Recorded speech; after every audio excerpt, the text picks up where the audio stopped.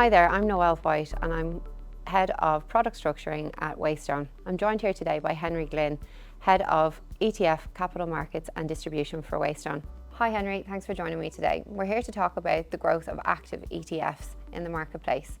There's a common misconception that ETFs are just cheap and passive. Can you talk about the evolution of the ETF market in Europe in general? Absolutely. Historically, ETFs have been cheap and passive, dominated by the likes of the top three, Vanguard, BlackRock and State Street. And it was always used as a cheap and passive vehicle. And that was historically the growth of ETFs. There's a great State Street white paper that came out in last year talking about the evolution of the ETF market. And they break it up into 1.0, 2.0 and 3.0. 1.0 being cheap and passive, and a lot of the headline benchmarks that people would refer to when it comes to ETFs. And that was predominantly the ETF market to start with. It then evolved into the likes of smart beta or rules-based indices, which is what they refer to as a 2.0. And with that, you have more sophistication coming to the market, different types of strategies, and really slicing and dicing the ETF market. 3.0 is what we're here to talk about today, and that is the active ETF wrapper. That evolution has also got a price point, historically, as we mentioned, cheap and passive for those index tracking vehicles. Smart beta allowed people to charge a little bit more for that sophistication, but now we're very much seeing the active ETFs coming to market, both in the US and in Europe. So thanks for that, Henry. On a daily basis, we're reading about mutual fund managers entering into the active ETF market.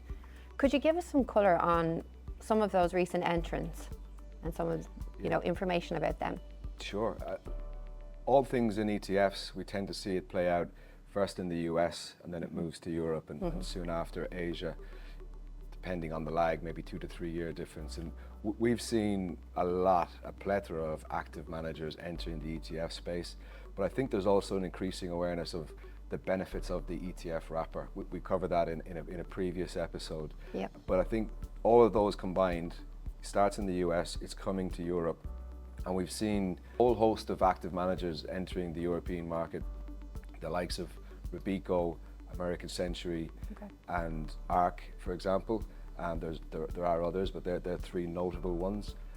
And we've also seen BlackRock come out with active ETFs, which, by being BlackRock, triggers a lot of people to maybe speed up their process in terms of entering ETFs and maybe thinking about their active strategies and whether or not they should be in an ETF wrapper. That has been a big driver. And we expect to see a lot more active managers entering the space. On a daily basis, we're speaking to traditional active mutual fund managers who are really exploring the ETF wrapper in a meaningful way. So we would have seen some growth maybe 5-6 years ago in the active ETF space. Why now? Why have we seen this burst? Yeah, I think it's a combination of factors. I touched on earlier about the US being the driver, and then it tends to play out in Europe and in Asia soon after. And I think that's very much the case. People recognizing the benefits of the ETF wrapper, looking at it as a better delivery mechanism than the mutual fund. I think predominantly, like all things in our industry, people are looking at flows. They're looking at where the assets are going and what the end investors are demanding.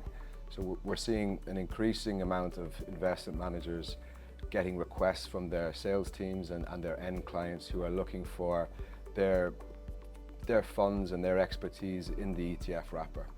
We talked previously in another session about the benefits of an ETF when it comes to the end investor, but also for the asset manager. I think there's an increasing awareness from the end investor and from the asset manager, and that's probably leading to the scramble for getting their strategies out in an ETF.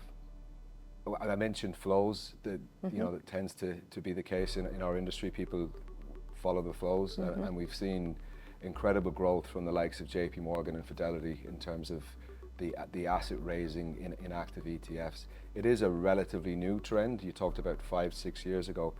Historically, there was not that many active ETFs in the market. PIMCO were the only active ETF offering out there in Europe for quite some time, but we have seen JP Morgan and Fidelity in particular having very impressive asset raising in the last couple of years. With that asset raising, we see others that see the opportunity. And if you look at some of the strategies that are coming out in active, particularly in the US, there is more sophistication coming to the market, more concentrated portfolios, different types of exposures, downside protection, option overlays. I think we'll see more of that. The managers that we're speaking to on a daily basis are looking at bringing, for lack of a better term, true active to the market. Yeah. It's moving away from those index-like products. The other interesting point there is the price point. We touched earlier on the evolution of 1.0, 2.0 and 3.0 and the price point associated with that. We're of the opinion that just because it's an ETF, it doesn't mean it has to be cheap. The ETF is just a wrapper. Investors are willing to pay for sophistication and expertise in that wrapper, so why not in an ETF? So I think you'll see that price point come up as well over the next couple of years as we see further active managers entering the ETF space. Well, thanks a million for that today, Henry. Very insightful. It's clearly going to be a growth market in that space, and I think there's going to be plenty of opportunities there. So really excited to see what's next.